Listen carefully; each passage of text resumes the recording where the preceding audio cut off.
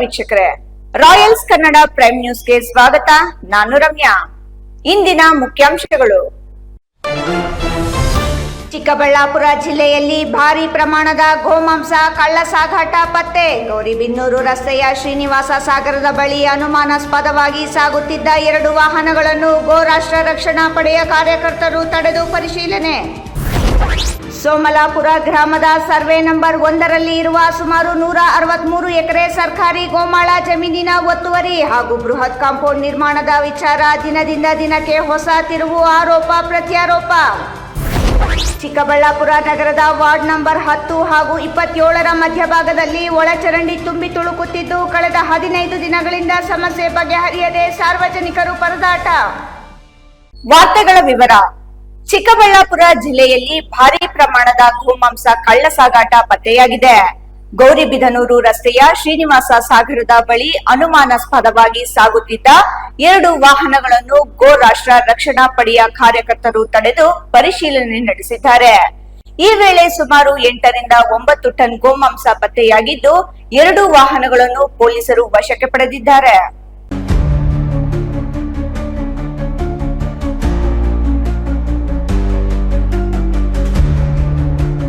ಗೌರಿಬಿದನೂರು ರಸ್ತೆಯ ಶ್ರೀನಿವಾಸ ಸಾಗರದ ಬಳಿ ಸಾಲಾಗಿ ಸಾಗುತ್ತಿದ್ದ 2 ವಾಹನಗಳು ನೋಡಲು ತರಕಾರಿ ಸಾಗಿಸುತ್ತಿದ್ದ ವಾಹನಗಳಂತೆ ಕಂಡರೂ ಒಳಗೆ ಇರುವುದು ಬೇರೆಯದ್ದೇ ವಸ್ತು. ಗೋರಾಷ್ಟ್ರ ರಕ್ಷಣಾ ಪಡೆಯ ಕಾರ್ಯಕರ್ತರಿಗೆ ಅನುಮಾನ ಮೂಡಿದ ಹಿನ್ನೆಲೆ ವಾಹನಗಳನ್ನು ತಡೆದು ಪರಿಶೀಲನೆ ನಡೆಸಿದ್ದಾರೆ. ಪರಿಶೀಲನೆ ವೇಳೆ ಭಾರೀ ಪ್ರಮಾಣದ ಗೋಮಾಂಸ ಪತ್ತೆಯಾಗಿದೆ. ಆಂಧ್ರಪ್ರದೇಶದಿಂದ ಬೆಂಗಳೂರಿನತ್ತ ಈ ವಾಹನಗಳು ತೆರಳುತ್ತಿದ್ದವು ಎನ್ನಲಾಗಿದ್ದು, ಪೊಲೀಸರ ವಶದಲ್ಲಿರುವ 2 ವಾಹನಗಳಲ್ಲಿ ಒಟ್ಟು ಸುಮಾರು 8 ರಿಂದ 9 ಟನ್ ಗೋಮಾಂಸ ಇತ್ತು ಎಂದು ಗೋರಕ್ಷಣಾ ಪಡೆ ಕಾರ್ಯಕರ್ತರು ಆರೋಪಿಸಿದ್ದಾರೆ. ಗೋಮಾಂಸ ಕಾಣದಂತೆ ಮಾಡಲು ಒಂದು ವಾಹನದಲ್ಲಿ ಮೆಣಸಿನಕಾಯಿ ತೊಟ್ಟು ತುಂಬಿದ ಮೂಟೆಗಳನ್ನು ಮಾಂಸದ ಮೇಲೆ ಹಾಕಲಾಗಿತ್ತು. ಮತ್ತೊಂದು ವಾಹನದಲ್ಲಿ ಟೊಮೆಟೊ ಬಾಕ್ಸ್ಗಳನ್ನು ಮುಂಭಾಗದಲ್ಲಿ ಜೋಡಿಸಿ ಅದರ ಕೆಳಗೆ ಮಾಂಸವನ್ನು ಸಾಗಿಸಲಾಗುತ್ತಿತ್ತು ಎಂದು ಆರೋಪಿಸಿದ್ದಾರೆ. ವಾಹನಗಳನ್ನು ತಡೆದು ಪರಿಶೀಲನೆ ನಡೆಸಿದ ಬಳಿಕ 2 ವಾಹನಗಳನ್ನು ಪೊಲೀಸರು ವಶಕ್ಕೆ ಪಡೆದುಕೊಂಡಿದ್ದಾರೆ. ಪ್ರಕರಣಕ್ಕೆ ಸಂಬಂಧಿಸಿದಂತೆ ತನಿಖೆ ಮುಂದುವರೆದಿದ್ದು, ಮಾಂಸ ಎಲ್ಲಿಂದ ಸಾಗಿಸಲಾಗುತ್ತಿತ್ತೋ, ಎಲ್ಲಿಗೆ ತಲುಪಿಸಬೇಕಾಗಿತ್ತೋ ಮತ್ತು ಇದರ ಹಿಂದೆ ಯಾರಿದ್ದಾರೆ ಎಂಬುದರ ಬಗ್ಗೆ ಪೊಲೀಸರು ಮಾಹಿತಿ ಕಲೆ ಹಾಕುತ್ತಿದ್ದಾರೆ. ಹಿಂದೂಪುರದಿಂದ ಬೆಂಗಳೂರು ಶಿವಾಜಿನಗರಕ್ಕೆ ಹೋಟೆಲ್ಗಳಿಗೆ ಗೋಮಾಂಸವನ್ನು ರಫ್ತು ಮಾಡ್ತಿದ್ದಾರೆ. ನೀವು ಗಾಡಿಯನ್ನು ರೆಸ್ಕ್ಯೂ ಮಾಡಬೇಕು ಅನ್ನೋ ಮಾಹಿತಿ ಇತ್ತು. ಆ ಮಾಹಿತಿ ಮೇರೆಗೆ ಗಾಡಿಯನ್ನು ಚಿಕ್ಕಬಳ್ಳಾಪುರದ ಹೈವೇಲಿ ಗಾಡಿಯನ್ನು ತಡೆದು ಗಾಡಿಯಲ್ಲಿ ಏನಿದೆ ಅಂತ ಗಾಡಿಯಲ್ಲಿ ಮಾಲ್ನ ಚೆಕ್ ಮಾಡಿದಾಗ ಗೋವುಗಳ ಮಾಂಸ ಕಡಿಮೆ ಅಂದರೂ 18 ರಿಂದ 20 ಗೋವುಗಳನ್ನು ಕಡ್ದು ಮಾಂಸದ ರೂಪದಲ್ಲಿ 2 ಭಾಗವನ್ನಾಗಿ ಮಾಡಿ ಮಾಂಸವನ್ನು ತುಂಬಿಕೊಂಡು ಶಿವಾಜಿನಗರಕ್ಕೆ ತೊಗೊಂಡೋಗ್ತಾ ಇದ್ರು ಅಂಗಡಿಗೆ. ಆ ಮಾಹಿತಿ ಮೇರೆಗೆ ನೋಡಿದಾಗ ಗಾಡಿ ತುಂಬ ಹಸುನ ಅರ್ಧ ಸೀಳಿ ಗಾಡಿ ತುಂಬ ತುಂಬಿದ್ದಾರೆ. ಆ ಗಾಡಿಯನ್ನು ಹಿಡ್ದು 112ಗೆ ಫೋನ್ ಮಾಡಿ ಮಾಹಿತಿ ಕೊಟ್ಟು ಪೊಲೀಸ್ನವ್ರು ಬರೋಕ್ಕೆ 3/4 ಗಂಟೆ 45 ನಿಮಿಷ ತೊಗೊಂಡ್ರು. ಅಷ್ಟರಲ್ಲಿ ಮುಸಲ್ಮಾನರು 20 ರಿಂದ 30 ಜನ ಕಾರ್ಗಳಲ್ಲಿ ಬೈಕ್ಗಳಲ್ಲಿ ರೌಂಡ್ಸ್ ಹಾಕೊಂಡು ಬರ್ತಿದ್ದಾರೆ. ಗಾಡಿ ನಿಲ್ಲಿಸು ಅಂದರೆ ಗಾಡಿ ನಿಲ್ಲಿಸಲ್ಲ. ಇಲ್ಲಿ ಹೇಳ್ತಾರೆ ಗಾಡಿ ನೀವು ನಿಲ್ಲಿಸ್ಬೇಡಿ, ನಿಮ್ಮ ಮೇಲೆ ರಿಟರ್ನ್ ಕೇಸ್ ಮಾಡ್ತೀನಿ ಅಂತ. ಸರ್ ಮಾಹಿತಿ ಬರ್ತಿದೆ, ಗಾಡಿಯನ್ನು ಹಿಡೀರಿ ಅಂದರೆ ಇಲ್ಲಿ ಗಾಡಿ ಕಣ್ಣೆದುರುಗಡೆ ಹೋಗ್ತಿದ್ರು ಕೂಡ 112 ಕಂಡ್ರು ಕೂಡ ಆ ಗಾಡಿ ಸಿಕ್ಕಿಲ್ಲಪ್ಪ ಅಂತ ಹೇಳ್ತಾರೆ. ಈ ಗಾಡಿಯಲ್ಲಿ ನೋಡಿದ್ರೆ ಯಾವ ಥರ ಕಾಣ್ತಿತ್ತು? ಗಾಡಿ ಫುಲ್ಲು ನಮಗೆ ಡೌಟ್ ಬಂತು ಸರ್. ಹಿಂದೆಗಡೆ ಮೂಟೆ ಎಲ್ಲ ಒಟ್ಟಿದ್ರು. ಈಗ ಆಲ್ರೆಡಿ ಈ ಡ್ರೈವರ್ ಮೇಲೆ ನಾವು ಒಂದ್ಸಲಿ ಇದರಲ್ಲಿ ಕೊಡಗಿಹಳ್ಳಿಲಿ FIR ಮಾಡಿಸಿದ್ದೀವಿ. ಇದೇ ಡ್ರೈವರ್ ಇದ್ದ, ಇದೇ ಮಾಂಸದ ಗಾಡಿನೇ ತುಂಬ್ಕೊಂಡು ಬರ್ತಿದ್ದ, ಆಲ್ರೆಡಿ FIR ಇತ್ತು. ಸೊ ನೋಡಿದಾಗ ಡ್ರೈವರ್ನ ಅನುಮಾನ ಬಂದು ನೋಡಿದಾಗ ಸೇಮ್ ಡ್ರೈವರ್ ಇದ್ದ. ಗಾಡಿ ಇಲ್ಲೇ ಹೋಗ್ತಿದ್ಯಲ್ಲ ಅಂತ ಯೂಟರ್ನ್ ಬಂದು ಗಾಡಿ ನಿಲ್ಸಪ್ಪ ಅಂತ ಕೇಳಿದ್ರೆ ನಿಲ್ಲಿಸ್ತಿಲ್ಲ. ಗುದ್ದಕ್ಕೆ ಬಂದ ಕಾರ್ಗೆ. ಗುದ್ದಕ್ಕೆ ಬರ್ತೀನಿ ಮತ್ತೆ ಮುಂದೆ ಹೋಗಿ ಅಲ್ಲೊಂದು ಸಿಗ್ನಲ್ ಇತ್ತು, ಕಂಟೈನರ್ ಇತ್ತು. ಕಂಟೈನರ್ನ ಅಡ್ಡ ಹೊಡಿಸಿ ನಮ್ಮ ಕಾರನ್ನ ಅಡ್ಡ ಹೊಡೆದು ನಿಲ್ಲಿಸಿ ಗಾಡಿಯನ್ನು ಚೆಕ್ ಮಾಡಿ ಕೇಳಿದಾಗ ಅದೇ FIR ಹಾಕಿರುವಂಥ ವ್ಯಕ್ತಿ ಇದ್ದ. ಏನಿದೆಯಪ್ಪ ಅಂತ ಗಾಡೀಲಿ ಕೇಳಿದಾಗ 18 ಟೋಟಲ್ 2 ಗಾಡಿಯಿಂದ 18 ರಿಂದ 20 ಹಸುಗಳನ್ನು ಕಡ್ದು ತೊಗೊಂಡು ಹೋಗ್ತಾ ಇದ್ದೀನಿ. ಶಿವಾಜಿನಗರದ ಪ್ರತಿಯೊಂದು ಹೋಟೆಲ್ಗಳಿಗೆ ನಾನು ಸಪ್ಲೈ ಮಾಡ್ತೀನಿ ಅಂತ ಡ್ರೈವರ್ ಒಪ್ಕೊಂಡಿರ್ತಾನೆ. ಗೋಮಾಂಸ ಸಾಗಾಟ ಪ್ರಕರಣಕ್ಕೆ ಸಂಬಂಧಿಸಿದಂತೆ ಜಿಲ್ಲಾ ಪೊಲೀಸ್ ವರಿಷ್ಠಾಧಿಕಾರಿ SP ಕುಶಾಲ್ ಚೌಕ್ಸೆ ಮಾತನಾಡಿ, ವಾಹನಗಳನ್ನು ವಶಕ್ಕೆ ಪಡೆದು ಕಾನೂನು ಪ್ರಕಾರ ಕ್ರಮ ಕೈಗೊಳ್ಳಲಾಗುತ್ತಿದೆ ಎಂದು ಮಾಹಿತಿ ನೀಡಿದ್ದಾರೆ. ಎಲ್ಲರಿಗೂ ನಮಸ್ಕಾರ. ಈ ದಿನ ಬೆಳಿಗ್ಗೆ ನಮ್ಮ ಚಿಕ್ಕಬಳ್ಳಾಪುರ ರೂರಲ್ ಪೊಲೀಸ್ ಸ್ಟೇಷನ್ ಲಿಮಿಟ್ಸಲ್ಲಿ ನಾವು ಒಂದು ಕೌ ಸ್ಲಾಟರ್ ಆ್ಯಕ್ಟದು ಪ್ರಿವೆನ್ಷನ್ ಆಫ್ ಕೌ ಸ್ಲಾಟರ್ ಆ್ಯಕ್ಟ್ದು ಒಂದು ಕೇಸ್ ರಿಜಿಸ್ಟರ್ ಮಾಡ್ತಾ ಇದ್ದೀವಿ. ಅಲ್ಲಿ ಮಾರ್ನಿಂಗ್ ನಮಗೆ ಮಾಹಿತಿ ಬಂದಿತ್ತು, ಯಾರು ಗೋ ರಕ್ಷಕ ಸಂಘಟನೆದವರು ಫೋನ್ ಮಾಡಿದರು ಈ ಥರ ಯಾವುದು ಗಾಡಿ ಹಿಂದೂಪುರದಿಂದ ಶ್ರೀನಿವಾಸಪುರ ಮಂಚನಹಳ್ಳಿ ದಾರಿಯಿಂದ ಚಿಕ್ಕಬಳ್ಳಾಪುರ ಕಡೆಗೆ ಬರ್ತಾ ಇದೆ. ಸೊ ಅವರು ಕೂಡ ಲೊಕೇಶನ್ ಕೊಡ್ತಾಯಿದ್ರು ಈ ಕಡೆಯಿಂದ ಬರ್ತಾಯಿದೆ. ಆಮೇಲೆ ನಮ್ಮ ಪೊಲೀಸ್ದವರು ಕೂಡ ಹೋಗಿದ್ದಾರೆ. ಆಮೇಲೆ ಈ ಗಾಡಿಗೆ ನಾವು ಸ್ಟಾಪ್ ಮಾಡಿದ್ದೀವಿ. ಎಷ್ಟು ಗಾಡಿಯಲ್ಲಿ ಆಲ್ರೆಡಿ ಕಟ್ ಆಗಿದೆ, ಈ ಥರ ಮಾಂಸ್ ಸಿಕ್ಕಿದೆ, ಬೇಸಿಕ್ಲಿ ಮೀಟ್ ಸಿಕ್ಕಿದೆ ಹಸುದು. ಅದನ್ನು ನಾವು ಸೀಸ್ ಮಾಡಿದ್ದೀವಿ. ಈಗ ಅವ್ರ ಮೇಲೆ ಒಂದು ಕೇಸ್ ರಿಜಿಸ್ಟರ್ ಮಾಡ್ತೀವಿ ಮತ್ತು ಅದನ್ನು ಚೆಕ್ ಮಾಡೋಕ್ಕೆ ಕಳಿಸ್ತೀವಿ, ಎಲ್ಲಿಂದ ಬರ್ತಾಯಿತ್ತು, ಯಾವ ಜಾಗೆಯಿಂದ ಇದು ಆಗಿದೆ ಎಲ್ಲ ಆಪರೇಷನ್, ಅವ್ರ ಮೇಲೆ ಕೂಡ ಕ್ರಮ ತಗೊಳ್ತೀವಿ. ಒಟ್ಟಿನಲ್ಲಿ ತರಕಾರಿ ಸಾಗಾಟದ ನೆಪದಲ್ಲಿ ಭಾರೀ ಪ್ರಮಾಣದ ಗೋಮಾಂಸ ಸಾಗಾಟ ಮಾಡುತ್ತಿದ್ದ ಆರೋಪ ಕೇಳಿಬಂದಿದ್ದು 2 ವಾಹನಗಳು ಪೊಲೀಸರ ವಶದಲ್ಲಿವೆ. ಪ್ರಕರಣದ ತನಿಖೆ ಬಳಿಕ ಕಳ್ಳ ಸಾಗಾಟದ ಸಂಪೂರ್ಣ ಜಾಲದ ಬಗ್ಗೆ ಮತ್ತಷ್ಟು ಮಾಹಿತಿ ಹೊರಬರುವ ಸಾಧ್ಯತೆ ಇದೆ. ಶ್ರೀನಿವಾಸ ಸಾಗರದ ಬಳಿ ಪತ್ತೆಯಾದ ಈ ಭಾರೀ ಪ್ರಮಾಣದ ಗೋಮಾಂಸ ಸಾಗಾಟ ಪ್ರಕರಣ ಇದೀಗ ಪೊಲೀಸ್ ತನಿಖೆಯಲ್ಲಿದ್ದು, ಪ್ರಕರಣದಲ್ಲಿ ಭಾಗಿಯಾಗಿರುವವರ ವಿರುದ್ಧ ಕಾನೂನು ಕ್ರಮಕ್ಕೆ ಪೊಲೀಸರು ಮುಂದಾಗಿದ್ದಾರೆ. ಮೋಹನ್ ಕುಮಾರ್, ರಾಯಲ್ಸ್ ಕನ್ನಡ, ಚಿಕ್ಕಬಳ್ಳಾಪುರ.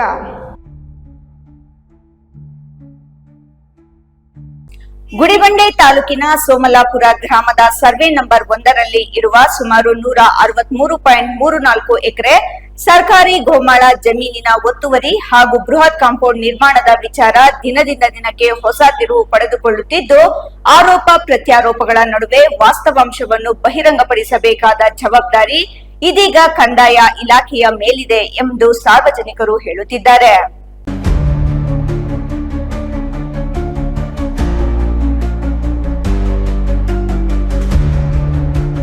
ಸರ್ಕಾರಿ ಗೋಮಾಳದ ಬೆಟ್ಟಗುಡ್ಡ ಸೇರಿದಂತೆ ಹಲವು ಪ್ರದೇಶಗಳನ್ನು ಅಕ್ರಮವಾಗಿ ಆಕ್ರಮಿಸಿಕೊಂಡು ಬೃಹತ್ ಪ್ರಮಾಣದಲ್ಲಿ ಕಾಂಪೌಂಡ್ ನಿರ್ಮಿಸಲಾಗಿದೆ ಎಂಬ ಆರೋಪಗಳು ಕೇಳಿಬಂದ ಹಿನ್ನೆಲೆಯಲ್ಲಿ ಊರಿನ ಸ್ಥಳೀಯರು ಹೇಳುವ ಪ್ರಕಾರ ಇದರಲ್ಲಿ ಶಾಸಕರ ಕೈವಾಡ ಇದೆ ಎಂದು ಕೇಳಿಬಂದಿದೆ.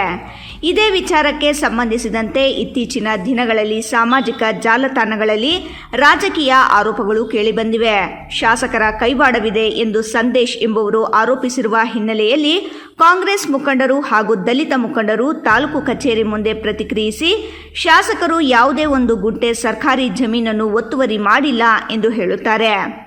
ಇನ್ನೊಂದೆಡೆ ತಹಸೀಲ್ದಾರ್ ಅವರು ಶಾಸಕರಿಗೆ ಸೇರಿದ ಯಾವುದೇ ಜಮೀನು ಒತ್ತುವರಿಯಾಗಿಲ್ಲ ಎಂದು ಸ್ಪಷ್ಟಪಡಿಸಿರುವುದಾಗಿ ಹೇಳಲಾಗುತ್ತಿದೆ. ಆರೋಪ ಮಾಡುವವರು ಒಂದು ಕಡೆ, ಆರೋಪವನ್ನು ನಿರಾಕರಿಸುತ್ತಿರುವವರು ಮತ್ತೊಂದು ಕಡೆ. ಹಾಗಾದರೆ ಸೋಮಲಾಪುರ ಗೋಮಾಳದಲ್ಲಿ ಕಾಂಪೌಂಡ್ ಹಾಕಿದವರು ಯಾರು? ಯಾರ ಹೆಸರಿನಲ್ಲಿದೆ? ಕಾಂಪೌಂಡ್ ಹಾಕಿರುವ ಮೇಲೆ ಯಾಕೆ ಕ್ರಮ ಕೈಗೊಂಡಿಲ್ಲ? ಈ ಹಿಂದೆ ತಹಸೀಲ್ದಾರ್ ಹಾಗೂ ಕಂದಾಯ ಇಲಾಖೆ ಆಗಸ್ಟ್ 18ರಂದು ಸ್ಥಳಕ್ಕೆ ಹೋಗಿ ಪರಿಶೀಲನೆ ಅಳತೆ ಮಾಡಿ ಕಾಂಪೌಂಡ್ ತೆರವು ಕಾರ್ಯ ಮಾಡಿದ್ದು ಯಾಕೆ? ಹಾಗಾದರೆ ನಿಗೂಢ ರಹಸ್ಯ ವಾಸ್ತವಾಂಶವಾಗಿ ಸಾರ್ವಜನಿಕವಾಗಿ ಬಹಿರಂಗಪಡಿಸಬೇಕಾದವರು ಯಾರು?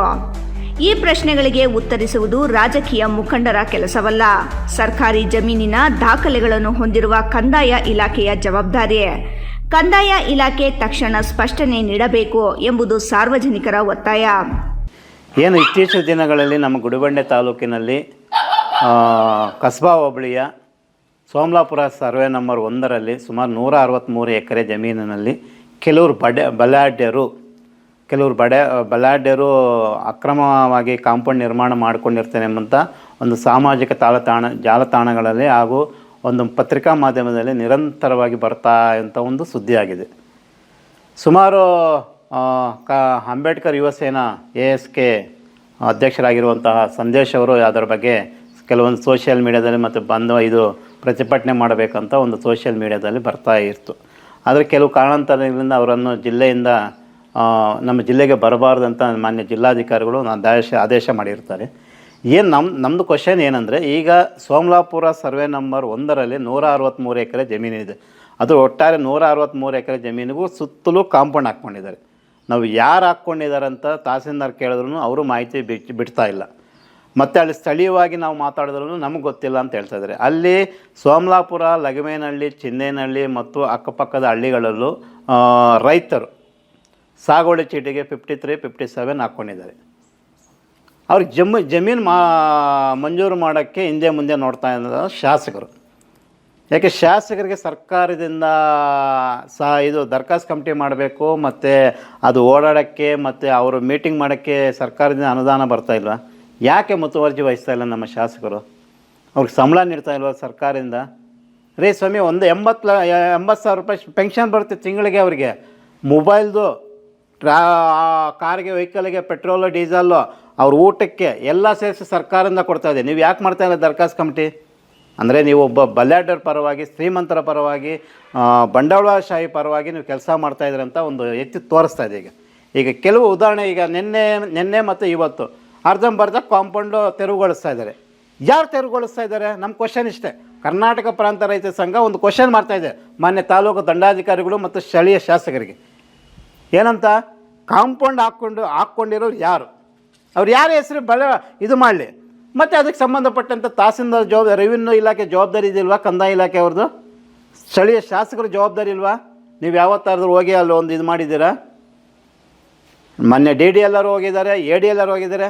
ಅಂದರೆ ಅವರು ಶಾಸಕರ ಒಂದು ಏನು ಹೇಳ್ತಾರೋ ಅದು ಕೇಳ್ಕೊಂಡು ಇದು ಮಾಡ್ತಾಯಿದ್ದಾರೆ. ಈಗ ನಿನ್ನೆ ತೆರವು ಮಾಡೋಕ್ಕೆ ಏನು ಕಾರಣ?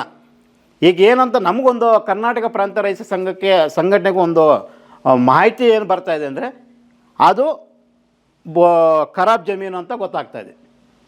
ಈಗ ಯಾರು ಬಲ್ಯಾಢ್ಯರು ಯಾರು ಕಾಂಪೌಂಡ್ ನಿರ್ಮಾಣ ಮಾಡಿಕೊಂಡು ಅಲ್ಪ ಸ್ವಲ್ಪ ಏನು ತೆರವುಗೊಳಿಸಿದಾರೋ ಅವ್ರ ಮೇಲೆ ಸೂಕ್ತವಾದ ಕ್ರಮಗಳಿಡಬೇಕು. ಮತ್ತು ಅವರಿಗೆ ಒಂದು ಶಿಸ್ತು ಕ್ರಮ ಮಾನ್ಯ ಜಿಲ್ಲಾ ಪೊಲೀಸ್ ವರಿಷ್ಠ ಅಧಿಕಾರಿಗಳು ಮತ್ತು ನಮ್ಮ ಗುಡಿಬಂಡೆ ಪೊಲೀಸ್ ಇಲಾಖೆಯವರು ಅವ್ರ ಮೇಲೆ ಕೇಸ್ ಆಗಬೇಕಂತ ನಾವು ಯಾಕೆಂದರೆ ಸುಮಾರು ದಿನಗಳಿಂದ ಒಂದು ಸೋಷಿಯಲ್ ಮೀಡಿಯಾದಲ್ಲಿ ಚರ್ಚೆ ಆಗೋದಂಥ ಒಂದು ವಿಷಯ. ಇದು ದೊಡ್ಡ రాజ్య మట్టದಲ್ಲಿ ಒಂದು సుద్ది ಆಗ್ತಾಯಿದೆ. అన్యాయం చేస్తామంటే సుబ్బారెడ్డి 3 గితాలు గెలిపిస్తే పేదోళ్ళు దాన్ని ఇంకా ఆయన ఎమ్మెల్యే అయిపోయి ఇప్పుడు మా జమీన్లకి ఆయన కాపాడినందుకే మా జమీన్లకే వచ్చి కొనేస్తూ ఉన్నాడు. ఇంక మా ఊళ్ళో ఉండాలా పోవాలా? లేదు ఇల్లు వాళ్ళే వచ్చి ఉండాలా? వచ్చిన వాళ్ళు ఆయనే ఉన్నాయి, సుబ్బారెడ్డి ఉన్నాయి. చాలా అధ్వానం చేస్తూ ఉన్నాడు. మాకు జమీన్లు ఇస్తే జమీన్లు లేవు, ಅದು ಕೈಲಿ ಮಜಾ ಪೋಲ್ಲ ಈ ಜಮೀನು ಪೋತೆ. ಸರ್ಕಾರಿ ಜಮೀನಿನ ವಿಚಾರದಲ್ಲಿ ಮೌನವೇ ಅನುಮಾನಕ್ಕೆ ಕಾರಣವಾಗಬಹುದು. ಸತ್ಯಾಸತ್ಯತೆ ಏನೇ ಇರಲಿ ದಾಖಲೆಗಳನ್ನು ಬಹಿರಂಗಪಡಿಸಿ ಸ್ಪಷ್ಟ ಚಿತ್ರಣ ನೀಡುವುದು ಕಂದಾಯ ಇಲಾಖೆಯ ಕರ್ತವ್ಯವಾಗಿರುತ್ತದೆ. ಮಹೇಶ್, ರಾಯಲ್ಸ್ ಕನ್ನಡ, ಗುಡಿಬಂಡೆ.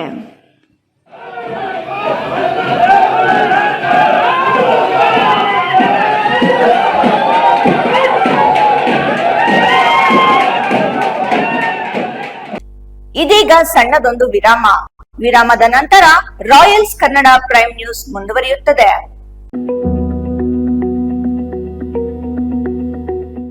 ನಮಸ್ಕಾರ ಕರ್ನಾಟಕ.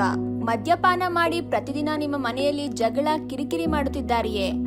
ಎಷ್ಟೇ ಪ್ರಯತ್ನ ಮಾಡಿ ಯಾವುದೇ ನಾಟಿ ಔಷಧಿ ಕೊಡಿಸಿದರೂ ಪ್ರಯೋಜನವಾಗುತ್ತಿಲ್ಲವೇ? ಎಲ್ಲಾ ದೇವರ ಮೊರೆ ಹೋದರೂ ಡ್ರಿಂಕ್ಸ್ ಮಾಡುವುದನ್ನು ಬಿಡಿಸಲು ನಿಮಗೆ ಸಾಧ್ಯವಾಗುತ್ತಿಲ್ಲವೇ? ಆಣೆ ಪ್ರಮಾಣ ಮಾಡಿಯೂ ಸಹ ಎಣ್ಣೆ ಹೊಡೆಯೋದನ್ನ ಸ್ಟಾಪ್ ಮಾಡ್ತಿಲ್ಲವೇ? ಗುಟ್ಕಾ, ತಂಬಾಕು, ಬೀಡಿ, ಸಿಗರೆಟ್ ಹವ್ಯಾಸದಿಂದ ದೂರ ಬರಲು ಸಾಧ್ಯವಾಗುತ್ತಿಲ್ಲವೇ? ಮತ್ತೇಕೆ ತಡ? ಈಗಲೇ ಟಿವಿ ಸ್ಕ್ರೀನ್ ಮೇಲೆ ಡಿಸ್ಪ್ಲೇ ಆಗುತ್ತಿರುವ ಮೊಬೈಲ್ ನಂಬರ್ಗೆ ಕಾಲ್ ಮಾಡಿ ಯಾವುದೇ ರೀತಿಯ ಸೈಡ್ ಎಫೆಕ್ಟ್ ಇಲ್ಲದ 100% ಹರ್ಬಲ್, GMP ಸರ್ಟಿಫೈಡ್ ಮತ್ತು ಕ್ಲಿನಿಕಲಿ ಅಪ್ರೂವ್ಡ್ ಆಗಿರುವ ಔಷಧಿಯನ್ನ ಬುಕ್ ಮಾಡಿ. ನಿಮ್ಮ ದುಶ್ಚಟಗಳನ್ನ ದೂರ ಮಾಡಿ ಆರೋಗ್ಯಕರ ಜೀವನವನ್ನ ನಿಮ್ಮದಾಗಿಸಿಕೊಳ್ಳಿ. Mobile number 9739952121.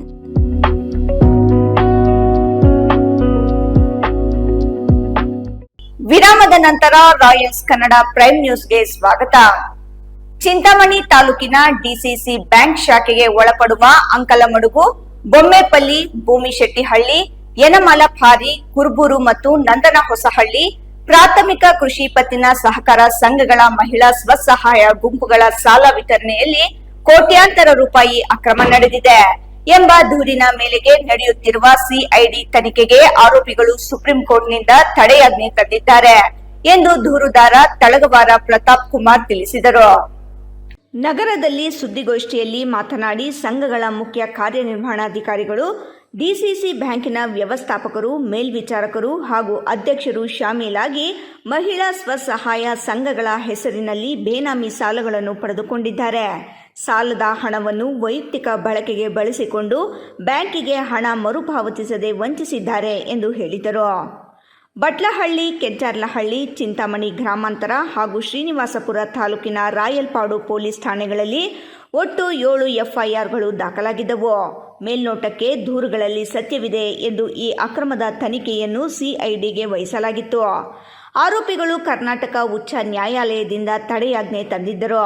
ಸುದೀರ್ಘ ವಾದ ವಿವಾದದ ನಂತರ ಹೈಕೋರ್ಟ್ ತಡೆಯಾಜ್ಞೆಯನ್ನು ವಜಾಗೊಳಿಸಿ ಸಿಐಡಿ ತನಿಖೆಗೆ ಹಸಿರು ನಿಶಾನೆ ನೀಡಿತ್ತು ಎಂದು ತಿಳಿಸಿದರು.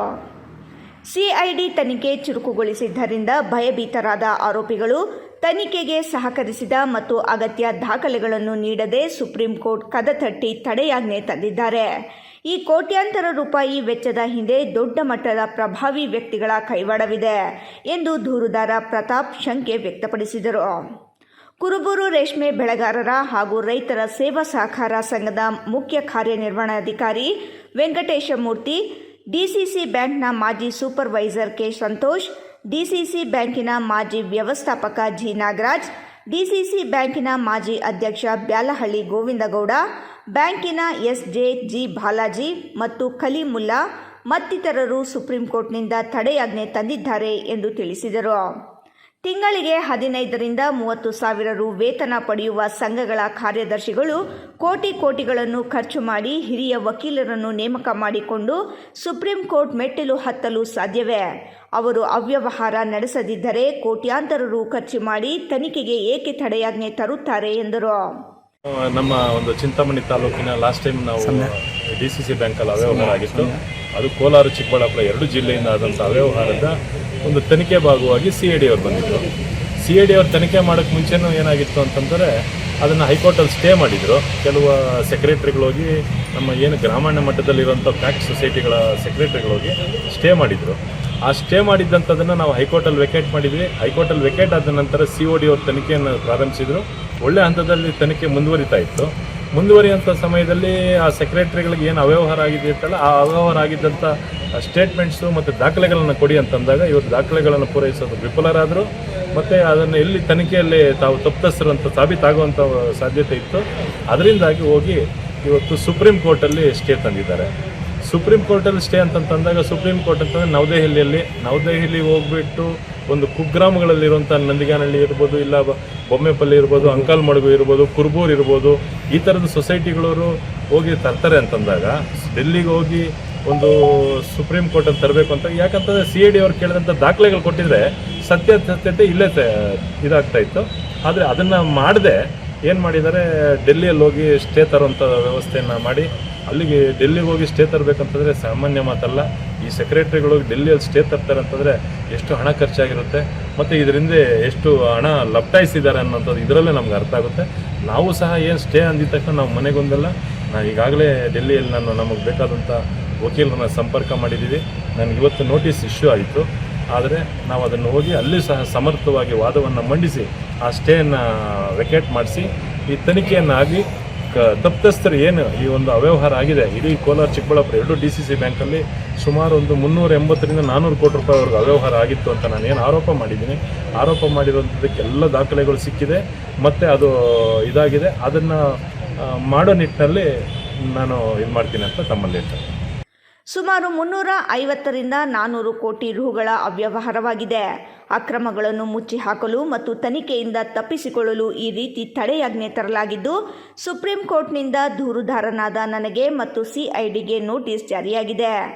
ಸುಪ್ರೀಂ ಕೋರ್ಟ್ನಲ್ಲಿಯೂ ಸಮರ್ಥವಾಗಿ ವಾದ ಮಂಡಿಸಿ ತಡೆಯಾಜ್ಞೆಯನ್ನು ವಜಾಗೊಳಿಸಿ CID ತನಿಖೆ ಮುಂದುವರಿಯುವಂತೆ ನೋಡಿಕೊಳ್ಳಲಾಗುವುದು. ಬಡ ಮಹಿಳೆಯರಿಗೆ, ರೈತರಿಗೆ ನ್ಯಾಯ ಸಿಗುವವರೆಗೂ ಮತ್ತು DCC ಬ್ಯಾಂಕನ್ನು ರಕ್ಷಿಸುವವರೆಗೂ ಹೋರಾಟ ಮುಂದುವರಿಸಲಾಗುವುದು ಎಂದು ಪ್ರತಾಪ್ ಕುಮಾರ್ ಸ್ಪಷ್ಟಪಡಿಸಿದರು. ಇಮ್ರಾನ್ ಖಾನ್, ರಾಯಲ್ಸ್ ಕನ್ನಡ, ಚಿಂತಾಮಣಿ. ಚಿಕ್ಕಬಳ್ಳಾಪುರ ನಗರದ ವಾರ್ಡ್ ನಂಬರ್ 10 ಹಾಗೂ 27ರ ಮಧ್ಯಭಾಗದಲ್ಲಿ ಒಳಚರಂಡಿ ತುಂಬಿ ತುಳುಕುತ್ತಿದ್ದು ಕಳೆದ 15 ದಿನಗಳಿಂದ ಸಮಸ್ಯೆ ಬಗೆಹರಿಯದೆ ಸಾರ್ವಜನಿಕರು ಪರದಾಡುವಂತಾಗಿದೆ. ಶಾಲಾ ಮಕ್ಕಳು ಹಾಗೂ ಸ್ಥಳೀಯರು ಮೂಗು ಮುಚ್ಚಿಕೊಂಡೇ ಓಡಾಡುವ ಪರಿಸ್ಥಿತಿ ನಿರ್ಮಾಣವಾಗಿದ್ದು, ನಗರಸಭೆ ಅಧಿಕಾರಿಗಳ ವಿರುದ್ಧ ಸಾರ್ವಜನಿಕರು ಆಕ್ರೋಶ ವ್ಯಕ್ತಪಡಿಸಿದ್ದಾರೆ.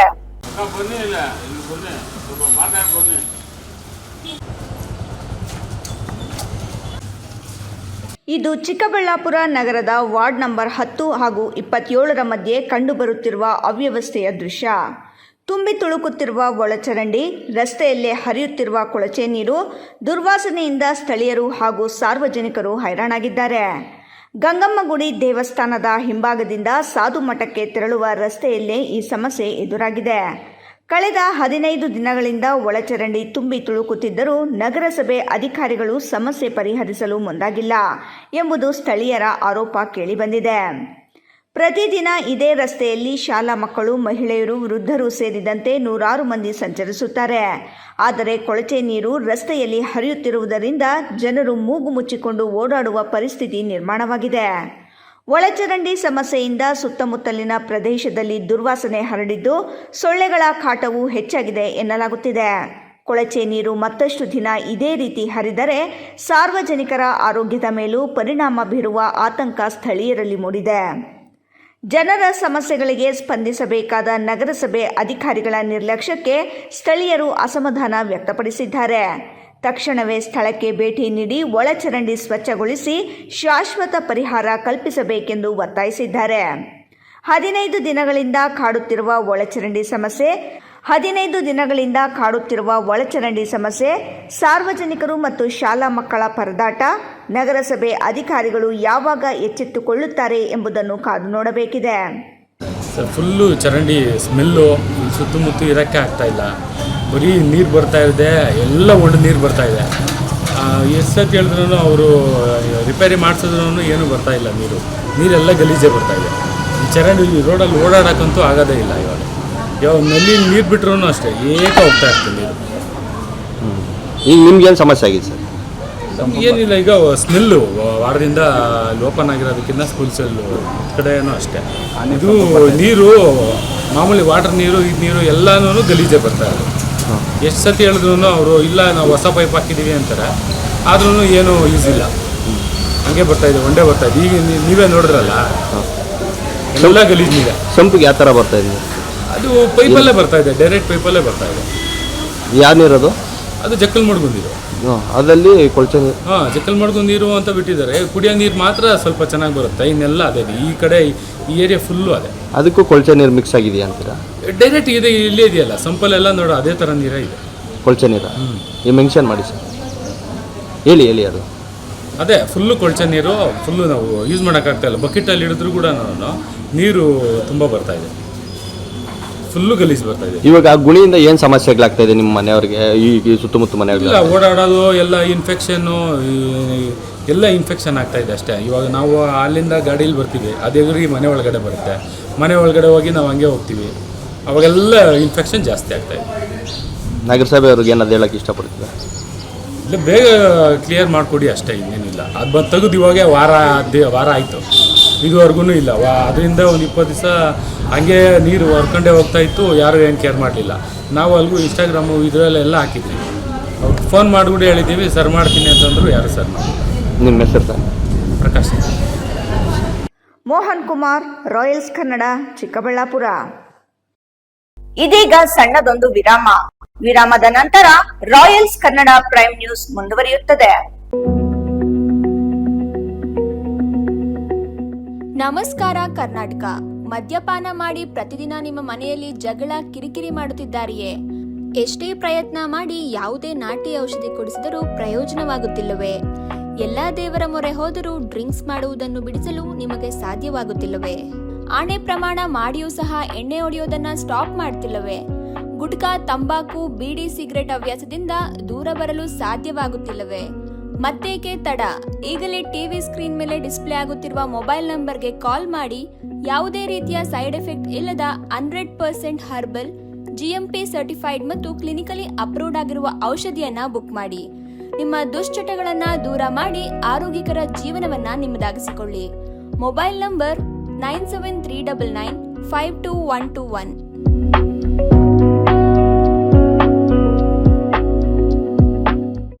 ವರಮಹಾಲಕ್ಷ್ಮಿ ಹಬ್ಬದ ಪ್ರಯುಕ್ತ ನಗರದಲ್ಲಿ ಬೀದಿ ಬದಿ ವ್ಯಾಪಾರ ಮಾಡುವ ವ್ಯಾಪಾರಸ್ಥರಿಗೆ ಪರ್ಯಾಯ ವ್ಯವಸ್ಥೆಯನ್ನು ನಗರಸಭೆ ಮಾಡಿದೆ.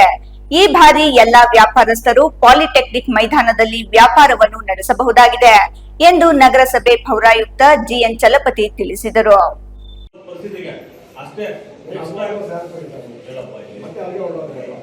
ಇಂದು ನಗರ ಪೊಲೀಸ್ ಠಾಣೆಯಲ್ಲಿ ಬೀದಿ ಬದಿ ವ್ಯಾಪಾರಸ್ಥರ ವಿಶೇಷ ಸಭೆಯನ್ನು ಕರೆಯಲಾಗಿತ್ತು. ಈ ಸಭೆಯಲ್ಲಿ ಪೌರಾಯುಕ್ತರು, ಪೊಲೀಸ್ ಇಲಾಖೆ ಅಧಿಕಾರಿಗಳು ಹಾಗೂ ನೂರಾರು ವ್ಯಾಪಾರಸ್ಥರು ಭಾಗವಹಿಸಿದ್ದರು. ಸಭೆಯಲ್ಲಿ ಮಾತನಾಡಿದ ಪೌರಾಯುಕ್ತ GN ಚಲಪತಿ ಅವರು, ಪ್ರತಿ ವರ್ಷ ವರಮಹಾಲಕ್ಷ್ಮಿ ಹಬ್ಬದ ಸಂದರ್ಭದಲ್ಲಿ ಬೀದಿ ಬದಿ ವ್ಯಾಪಾರಸ್ಥರ ಸಂಖ್ಯೆ ಹೆಚ್ಚಾಗುತ್ತದೆ. ಇದರಿಂದ ನಗರದ ಮುಖ್ಯ ರಸ್ತೆಗಳಲ್ಲಿ ಟ್ರಾಫಿಕ್ ಸಮಸ್ಯೆ, ಜನಜಂಗುಳಿ ಉಂಟಾಗುತ್ತದೆ. ಆದ್ದರಿಂದ ಈ ವರ್ಷ ಎಲ್ಲರ ಅನುಕೂಲಕ್ಕಾಗಿ ಪಾಲಿಟೆಕ್ನಿಕ್ ಮೈದಾನವನ್ನು ವ್ಯಾಪಾರಕ್ಕೆ ಮೀಸಲಿಡಲಾಗಿದೆ ಎಂದು ಹೇಳಿದರು. ಅವರು ಮುಂದುವರಿದು, ನಗರಸಭೆ ಕಚೇರಿ ಮುಂಭಾಗ, ನಗರ ಪೊಲೀಸ್ ಠಾಣಾ ಮುಂಭಾಗ, ಡಬಲ್ ರೋಡ್ ಮತ್ತು ಬೆಂಗಳೂರು ಚಿಂತಾಮಣಿ ಮುಖ್ಯ ರಸ್ತೆಯಲ್ಲಿ ಯಾವುದೇ ಕಾರಣಕ್ಕೂ ವ್ಯಾಪಾರ ಮಾಡಲು ಅವಕಾಶವಿಲ್ಲ. ಈ ಸ್ಥಳಗಳಲ್ಲಿ ವ್ಯಾಪಾರ ಮಾಡಿದರೆ ಕಠಿಣ ಕ್ರಮ ಕೈಗೊಳ್ಳಲಾಗುವುದು. ಸುಗಮ ಸಂಚಾರಕ್ಕೆ ಅಡ್ಡಿಯಾಗಬಾರದು ಎಂಬ ಉದ್ದೇಶದಿಂದ ಈ ನಿರ್ಧಾರ ಕೈಗೊಳ್ಳಲಾಗಿದೆ ಎಂದು ಸ್ಪಷ್ಟಪಡಿಸಿದರು. ಪ್ರತಿ ವರ್ಷದಂತೆ ಈ ವರ್ಷ ಸಹ ನಾವು ಅಂಬೇಡ್ಕರ್ ಭವನ ಹತ್ರ ಮಾಡ್ತಾ ಇದ್ವಿ. ಅಂಬೇಡ್ಕರ್ ಭವನ ಶುಕ್ರವಾರ ಶನಿವಾರ ಇನಾಗ್ರೇಷನ್ ಇರೋದ್ರಿಂದ ಇಮಿಡಿಯೇಟ್ ಆಗಿ ಏನು ಮಾಡ್ತೀವಿ ಅಂತ ಅದನ್ನ ಬೇರೆ ಕಡೆ ಶಿಫ್ಟ್ ಮಾಡೋಣ ಅಂತ ಮಾಡಿದ್ವಿ. ಐಡಿ ಅಸೆಂಬ್ಲಿ ಕಾಂಪ್ಲೆಕ್ಸ್ ಅಲ್ಲಿ ಖಾಲಿ ಇರ್ತಲ್ಲ, ಅದನ್ನೆಲ್ಲ ಲೆವೆಲ್ ಮಾಡ್ಕೊಳ್ತಾನೆ ಅಂದ್ರೆ ಅದಾಗೋದಿಲ್ಲ. ಅದು ಮಾಡೋಕೆ ಇನ್ನೂ ಟೈಮ್ ಜಾಸ್ತಿ ತಗೊಳುತ್ತೆ. ಸೊ ಸದ್ಯಕ್ಕೆ ನಾವು ಪಾಲಿಟೆಕ್ನಿಕ್ ಗ್ರೌಂಡ್ ಕ್ಲೀನ್ ಮಾಡಿಟ್ಟಿದ್ದೀವಿ. ಮನೆ ಪಾಲಿಟೆಕ್ನಿಕ್ ಗ್ರೌಂಡ್ಗೆ ನಿಮ್ಮನ್ನೆಲ್ಲಾನು ನಾನು ನೆನ್ನೆ ಹೇಳಿದ್ದೀನಿ, ಗೊತ್ತಿರಬೇಕಲ್ಲ, ಎಲ್ಲ ನಿಮ್ಮ ಅಧ್ಯಕ್ಷರಿಗೆಲ್ಲ ಹೇಳಿದ್ದೀನಿ, ಅಲ್ಲಿಗೆ ಎಲ್ಲರೂ ಬನ್ನಿ. ಅಲ್ಲಿ ಒಂದು ದಿವಸ ಹಬ್ಬ ಆಚರಣೆ ಏನಾದರೂ ಮಾಡ್ಕೊಳ್ಳಿ. ಮಿಕ್ಕಿ ಟೈಮಲ್ಲಿ ನಾವು ಹೇಳ್ತೀವಿ ಏನು ಮಾಡಬೇಕಂತ. ಸೊ ಸ್ವಲ್ಪ ದಿವಸ ಅಷ್ಟೇ ನಿಮಗೆ ಈಗ ಪರ್ಮನೆಂಟ್ ಆಗಿ ನಿಮಗೆ ವ್ಯವಸ್ಥೆ ಆಗ್ತದೆ. ಬೀದಿ ಬದಿ ವ್ಯಾಪಾರಸ್ಥರು ಯಾರೂ ಸಹ ಒಕ್ಕಲೆಪ್ಸೋದಾಗಲಿ ಕಳಿಸೋದಾಗಲಿ ಪ್ರತಿ ಸಲ ಹೇಳ್ತಾ ಇದ್ವಿ. ಐಡಿ ಅಸೆಂಬ್ಲಿ ಕಾಂಪ್ಲೆಕ್ಸ್ ಅಲ್ಲಿ ಕಟ್ತಾ ಇಲ್ಲ ಅಂತ ನಿಮ್ಗೆ ಅನುಮಾನ ಇಷ್ಟ ಇಲ್ವಾ? ಕೊಡ್ದಾಕಿದೀವಾ? ಸ್ಟಾರ್ಟ್ ಮಾಡ್ತೀವಿ. ಮಾಡ್ಮೇಲೆ ಅದಕ್ಕೊಂದು ಕವರ್ ಮಾಡ್ತೀವಿ. ಈಗ ಹೂವಿನ ಅಂಗಡಿಯವರಿಗೆ ಸಪ್ರೇಟ್ ಮಾಡ್ಕೊಡ್ತೀವಿ, ತರಕಾರಿ ಹಣ್ಣಿಗೆ ಸಪ್ರೇಟ್ ಮಾಡ್ತೀವಿ. ಈಗೆಲ್ಲ ನೀವು ಆಜಾರ ಮಾಡಿದ್ದೀರಾ, ಚೆನ್ನಾಗಿದೆ. ಈಗ ಆ ಥರ ಎಲ್ಲ ಒಂದೊಂದೇ ವ್ಯವಸ್ಥೆ ಆಗ್ತೀವಿ. ಯಾರು ಏನು ಹೇಳಿದ್ರು ಕಿವಿ ಕೂಡ ಹೋಗ್ಬೇಡಿ. ಜನ ಇದನ್ನೇ ಕ್ರಿಯೇಟ್ ಮಾಡಕ್ ಕಾಯ್ತಾ ಇರ್ತಾರೆ. ಅರ್ಥ ಆಯ್ತಾ? ನಾವಾಗ್ಲಿ, ಸರ್ಕಾರ ಆಗ್ಲಿ, ಮುಖ್ಯವಾಗಿ ಸ್ಥಳೀಯ ಶಾಸಕರಾಗಲಿ, ಯಾವ ಬಡವರು ಹೊಟ್ಟೆ ಹೊಡೆಯೋದಕ್ಕೆ ಯಾರು ಇಲ್ಲ. ನಾವೆಲ್ಲ ಬಡತನದಿಂದನೇ ಇಲ್ಲಿ ಬಂದಿರೋದು. ಯಾರ ಹೊಟ್ಟೆನೂ ಹೊಡೆಯಲ್ಲ. ಒಂದು ದಿವಸ ಕಷ್ಟ ಆಗ್ಬೋದು ಸ್ವಲ್ಪ ಹೋಗೋದಕ್ಕೆ, ಎಲ್ಲರೂ ಅಲ್ಲಿಗೆ ಶಿಫ್ಟ್ ಮಾಡ್ತೀವಿ. ವ್ಯಾಪಾರಸ್ಥರು ಯಾವುದೇ ರೀತಿಯ ಆತಂಕ ಪಡುವ ಅಗತ್ಯವಿಲ್ಲ. ಹಬ್ಬಕ್ಕೆ ಬೇಕಾದ ಎಲ್ಲ ಸಿದ್ಧತೆಗಳನ್ನು ಪಾಲಿಟೆಕ್ನಿಕ್ ಮೈದಾನದಲ್ಲಿ ಮಾಡಿಕೊಳ್ಳಬಹುದು. ಇಂದಿನಿಂದಲೇ ಮೈದಾನದಲ್ಲಿ ಸ್ಥಳಗಳನ್ನು ಗುರುತಿಸಿಕೊಂಡು ವ್ಯಾಪಾರ ಆರಂಭಿಸಬಹುದು. ನಗರದ ಸ್ವಚ್ಛತೆ ಕಾಪಾಡುವ ಜವಾಬ್ದಾರಿ ನಮ್ಮೆಲ್ಲರ ಮೇಲಿದೆ. ಕಸವನ್ನು ಕಸದ ಬುಟ್ಟಿಗೆ ಮಾತ್ರ ಹಾಕಬೇಕು ಎಂದು ಪೌರಾಯುಕ್ತರು ಸೂಚಿಸಿದರು. ಈ ಸಂದರ್ಭದಲ್ಲಿ ಮಾತನಾಡಿದ ನಗರ ಪೊಲೀಸ್ ಠಾಣಾ ಸರ್ಕಲ್ ಇನ್ಸ್ಪೆಕ್ಟರ್ ವಿಜಯ್ ಕುಮಾರ್ ಅವರು, ಹಬ್ಬದ ಸಂದರ್ಭದಲ್ಲಿ ಶಾಂತಿ ಮತ್ತು ಸುವ್ಯವಸ್ಥೆ ಕಾಪಾಡುವುದು ನಮ್ಮೆಲ್ಲರ ಜವಾಬ್ದಾರಿ. ವ್ಯಾಪಾರಸ್ಥರು ಪರಸ್ಪರ ಜಗಳ, ಮಾತಿನ ಚಕಮಕಿ ಮಾಡದೆ ಸಾಮರಸ್ಯದಿಂದ ವ್ಯಾಪಾರ ನಡೆಸಬೇಕು. ಗ್ರಾಹಕರೊಂದಿಗೆ ಸೌಜನ್ಯದಿಂದ ವರ್ತಿಸಬೇಕು. ಪೊಲೀಸ್ ಇಲಾಖೆಯಿಂದ ಸೂಕ್ತ ಬಂದೋಬಸ್ತ್ ಮಾಡಲಾಗುವುದು ಎಂದು ತಿಳಿಸಿದರು. ಅವರು ಮತ್ತೆ ಮಾತನಾಡಿ, ಪಾಲಿಟೆಕ್ನಿಕ್ ಮೈದಾನದಲ್ಲಿ ಸಾಕಷ್ಟು ಜಾಗವಿದೆ. ಅಲ್ಲಿ ವಿದ್ಯುತ್, ಕುಡಿಯುವ ನೀರಿನ ವ್ಯವಸ್ಥೆ ಮಾಡುವಂತೆ ನಗರಸಭೆಗೆ ಸೂಚಿಸಲಾಗಿದೆ. ಮಹಿಳೆಯರು ಮತ್ತು ಮಕ್ಕಳಿಗೆ ಯಾವುದೇ ತೊಂದರೆಯಾಗದಂತೆ ನೋಡಿಕೊಳ್ಳಲಾಗುವುದು ಎಂದು ಹೇಳಿದರು. ಶನಿವಾರ ಸಾಕಷ್ಟು ಬಂದೋಬಸ್ತ್ಗಳಿದೆ ನಮ್ಮ ಚಿಂತಾಮಣಿ ನಗರದಲ್ಲಿ. ಹಾಗಾಗಿ ನಾವು ರಸ್ತೆಯಲ್ಲಿ ಯಾವುದೇ ತರ ಪಾರ್ಕಿಂಗು, ತಳ್ಳಗಾಡಿಗಳಿಗೂ ಯಾವುದಕ್ಕೂ ಅನುಕೂಲ ಮಾಡಿಕೊಡಲ್ಲ. ನೀವು ನಾಳೆ ದಿನ ಬೆಳಿಗ್ಗೆ 4 ಗಂಟೆಗೆ ಬಂದು ಒಂದು ಟೆಂಟ್ ಹಾಕೊಳ್ಳೋಂಥದ್ದು, ಈಗ ಸಾಹೇಬ್ರ ಪ್ರಕಾರ ಪರ್ಮನೆಂಟ್ ಅಂಗಡಿಗಳನ್ನೂ 4 ಮುಂದೆ ಹೆಜ್ಜೆ ಇಡೋಂಥದ್ದು, ಇದು ಯಾವುದಕ್ಕೂ ಅವಕಾಶ ಕೊಡೋದಿಲ್ಲ. ನೀವು ನಮಗೆ ಅಲ್ಲಿ ಬಂದು ಮತ್ತೆ ಇನ್ನೊಂದು ಥರ ಮಾಡೋದು ಬೇಡ. ನಾವು ಅಲ್ಲಿ ಮತ್ತಿನ್ನೊಂದ್ಸರಿ ನಿಮ್ಮ ಹತ್ರ ಬಂದು ಮತ್ತಿನ್ನೊಂದ್ಸರಿ ಈ ಥರ ಮಾಡಬೇಡಿ ಅನ್ನೋದು, ಮತ್ತು ಮಾತು ಚಕಮಕಿ ಅದೆಲ್ಲ ಬೇಕಿಲ್ಲ. ಈಗ ಏನು ನಿಮ್ಗೇನು ಡೌಟ್ಸ್ ಇದೆ, ನಿಮ್ಗೆ ಏನೇನು ಬೇಕು ಅನುಕೂಲ ಮಾನ್ಯ ಕಮಿಷನರ್ ಸಾಹೇಬರೆಲ್ಲ ಮಾಡಿಕೊಡ್ತಿದ್ದಾರೆ. ನೀವುಗಳು ಅದೇ ತಕ್ಕನಾಗಿ ನಡ್ಕೋಬೇಕು. ಜೊತೆಗೆ ನಮ್ಮ ಪೊಲೀಸರು ಬಂದು, ಈಗ ನಮ್ಗೆ ಗೊತ್ತಿರೋ ಪ್ರಕಾರ ಬೇರೆ ಹಳ್ಳಿಗಳಿಂದ ಬಂದ್ಬಿಟ್ಟು ಇದಕ್ಕಿದ್ದಂಗೆ ನಮ್ಮ ತಾಲೂಕು ಆಫೀಸ್ ಎದುರುಗಡೆ ಮತ್ತು ನಮ್ಮ ಮುನ್ಸಿಪಾಲಿಟಿ ಆಫೀಸ್ ಎದುರುಗಡೆ ಅವ್ರಿಗೆ ಯಾರಿಗೂ ನಾವು ಅನುಕೂಲ ಮಾಡಲ್ಲ. ನಾವು 24 ಗಂಟೆ ನಮ್ಮ ಪೊಲೀಸ್ ಸಿಬ್ಬಂದಿಗಳನ್ನ ಹಾಕಿರ್ತೀವಿ. ಯಾರು ಅವ್ರು ಬಂದು ನೆಲೆ ಮಾಡೋಕ್ಕೆ ಬಿಡೋದಿಲ್ಲ. ಮತ್ತು ಏನೇ ಅವಕಾಶ ಇದ್ರೂ ಎಲ್ಲರೂ ಇಲ್ಲಿಗೆ ಬರಬೇಕು. ಯಾವ ನಮ್ಮ ಪಾಲಿಟೆಕ್ನಿಕ್ ಗ್ರೌಂಡ್ ಬರಬೇಕು. ಪಾಲಿಟೆಕ್ನಿಕ್ ಗ್ರೌಂಡ್ ಬರೋದ್ರಿಂದ ಏನು ಲಾಭ ಅಂದರೆ, ನಿಮ್ಗೆ ಗುರುವಾರದಿಂದ ಇವತ್ತಿಂದಲೇ ಅವಕಾಶ ಕೊಡ್ತಾರೆ. ಶುಕ್ರವಾರ ನಿಮ್ಗೆ ಹಬ್ಬ ಇದ್ರೂ ಶನಿವಾರನೂ ಬೇಕಾದ್ರೆ ಒಂದಿನ ಮಾಡ್ಕೋಬಹುದು. ಏನಕ್ಕೆ ಅಂದ್ರೆ ನಾವಿಲ್ಲಿ ಯಾರು ಶನಿವಾರ ಇರುತ್ತೆ ಅವತ್ತು ವ್ಯಾಪಾರ ಕಂಟಿನ್ಯೂ ಆಗುತ್ತೆ.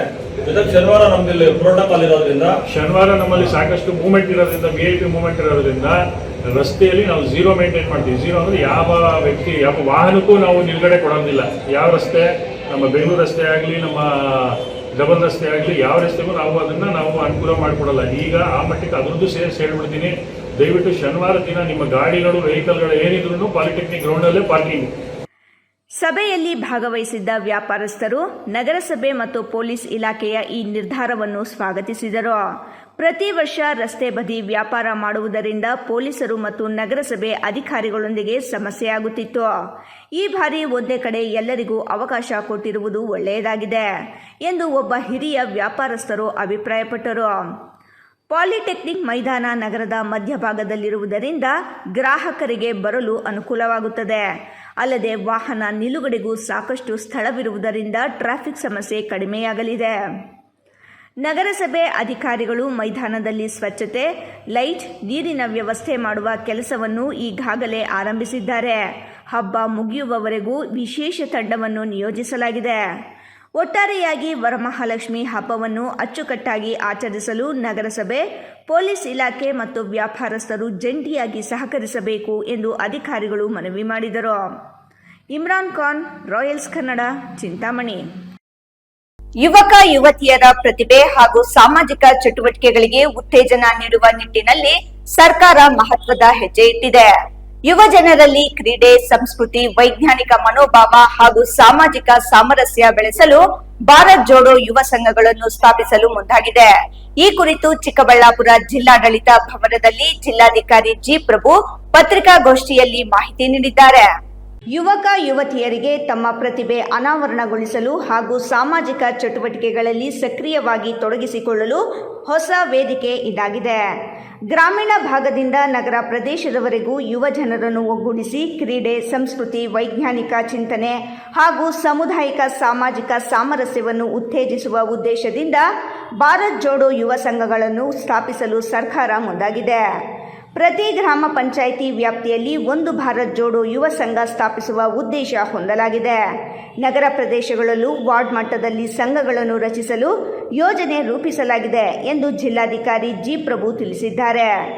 ಈ ಸಂಘಗಳ ಮೂಲಕ ಯುವಕರಿಗೆ ವಿವಿಧ ಕ್ರೀಡಾ ಚಟುವಟಿಕೆಗಳು, ಸಾಂಸ್ಕೃತಿಕ ಕಾರ್ಯಕ್ರಮಗಳು, ವೈಜ್ಞಾನಿಕ ಮನೋಭಾವ ಬೆಳೆಸುವ ಕಾರ್ಯಕ್ರಮಗಳು ಹಾಗೂ ಸಾಮಾಜಿಕ ಸೇವಾ ಚಟುವಟಿಕೆಗಳಲ್ಲಿ ಭಾಗವಹಿಸಲು ಅವಕಾಶ ಕಲ್ಪಿಸಲಾಗುತ್ತದೆ. ಯುವಕರ ಶಕ್ತಿ ಮತ್ತು ಪ್ರತಿಭೆಯನ್ನು ಸಮಾಜದ ಅಭಿವೃದ್ಧಿಗೆ ಬಳಸಿಕೊಳ್ಳುವ ಉದ್ದೇಶದಿಂದ ಈ ಸಂಘಗಳ ಸ್ಥಾಪನೆಗೆ ಸರ್ಕಾರ ಅನುಮೋದನೆ ನೀಡಿದೆ ಎಂದು ಜಿಲ್ಲಾಧಿಕಾರಿ ಮಾಹಿತಿ ನೀಡಿದ್ದಾರೆ. ಗ್ರಾಮ ಪಂಚಾಯಿತಿ ಹಾಗೂ ನಗರ ವಾರ್ಡ್ ಮಟ್ಟದಲ್ಲಿ ಯುವಕರನ್ನು ಸಂಘಟಿಸಿ ಅವರಿಗೆ ಉತ್ತಮ ವೇದಿಕೆ ಕಲ್ಪಿಸುವ ಮೂಲಕ ಸಾಮಾಜಿಕ ಸಾಮರಸ್ಯಕ್ಕೆ ಒತ್ತು ನೀಡಲಾಗುತ್ತಿದೆ. ಒಟ್ಟಿನಲ್ಲಿ ಯುವಕ ಯುವತಿಯರ ಪ್ರತಿಭೆ ಹಾಗೂ ಶಕ್ತಿಯನ್ನು ಸದುಪಯೋಗಪಡಿಸಿಕೊಂಡು ಸಮಾಜಮುಖಿ ಚಟುವಟಿಕೆಗಳಿಗೆ ಉತ್ತೇಜನ ನೀಡುವ ನಿಟ್ಟಿನಲ್ಲಿ ಭಾರತ್ ಜೋಡೋ ಯುವ ಸಂಘಗಳು ಪ್ರಮುಖ ವೇದಿಕೆಯಾಗುವ ನಿರೀಕ್ಷೆ ಇದೆ.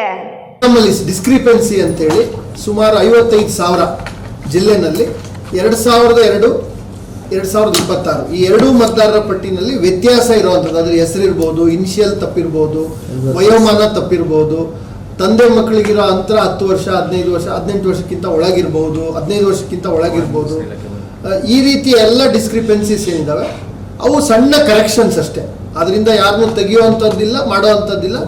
ಅವುಗಳನ್ನು ನಾವು ಅವಶ್ಯಕ ದಾಖಲೆಗಳನ್ನು ನಾವೇ ಕ್ರೋಢೀಕರಿಸಿ ನಾವೇ ಅವ್ರನ್ನ ಆಯಾ ಮತಗಟ್ಟೆಗೆ ನಾವೇ ಹೋಗಿ ಅವರನ್ನ ಕರೆಸಿ ಅವರಿಂದ ಒಂದು ಹೇಳಿಕೆಯನ್ನು ಪಡೆದು ಆ ಸಣ್ಣ ತಿದ್ದುಪಡಿಗಳನ್ನು ಒಂದೇ ಆದೇಶದ ಮೂಲಕ ಆ ಮತಗಟ್ಟೆ ಎಲ್ಲ ತಿದ್ದುಪಡಿಗಳನ್ನು ಮಾಡುವಂಥದ್ದು ಒಂದನೇ ಜವಾಬ್ದಾರಿ. ಅದು ಸುಮಾರು 55,000 ಜನ ಜಿಲ್ಲೆಯಲ್ಲಿದ್ದಾರೆ. ಎರಡನೇದು ನೋ ಮ್ಯಾಪಿಂಗ್. ಯಾರು 2002ಕ್ಕೆ ಮತ್ತೆ ಪ್ರಸ್ತುತ 2002ರಲ್ಲಿ ಇದ್ದ ಲಿಂಕನ್ನು ಯಾರು ಎಸ್ಟಾಬ್ಲಿಷ್ ಮಾಡೋಕ್ಕಾಗಿಲ್ಲ. ಕೆಲವು ಮತದಾರರು 2002ರಲ್ಲಿ ನಾವೆಲ್ಲಿದ್ವಿ ಅಂತ ಹೇಳೋಕ್ಕಾಗಿಲ್ಲ, ಅವರು ಮತದಾರರ ಪಟ್ಟಿಗೆ ಬಂದ್ಬಿಟ್ಟಿದ್ದಾರೆ. ಈಗ ಅವರು ಸಿಟಿಸನ್ಶಿಪ್ಪನ್ನು ನಾವು ಎನ್ಶೂರ್ ಮಾಡಬೇಕಾಗತ್ತೆ. ಅದಕ್ಕೆ ಈಗಾಗಲೇ ಸರ್ಕಾರದಿಂದ 11 ದಾಖಲೆಗಳಿದ್ದಾವೆ.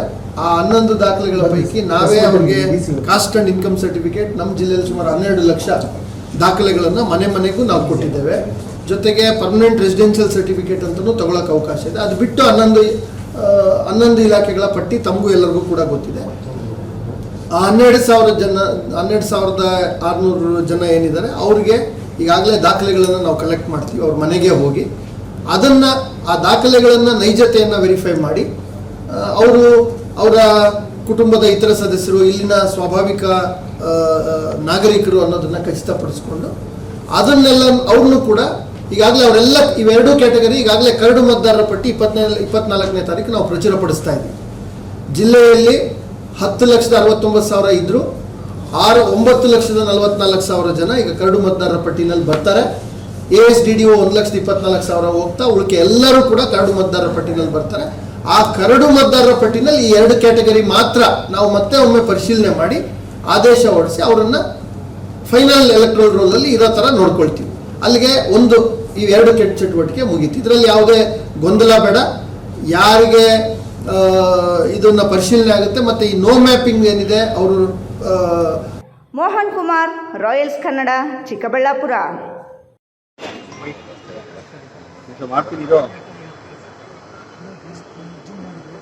ಬೆಂಗಳೂರಿನಿಂದ ತುಮಕೂರಿಗೆ ಪಾರ್ಥಿವ ಶರೀರ ಆಗಮನ. ಟೌನ್ ಹಾಲ್ ಅಂಬೇಡ್ಕರ್ ಪ್ರತಿಮೆ ಮುಂಭಾಗ ಅಂತಿಮ ದರ್ಶನಕ್ಕೆ ಮಾಡಿಕೊಡಲಾಯಿತು.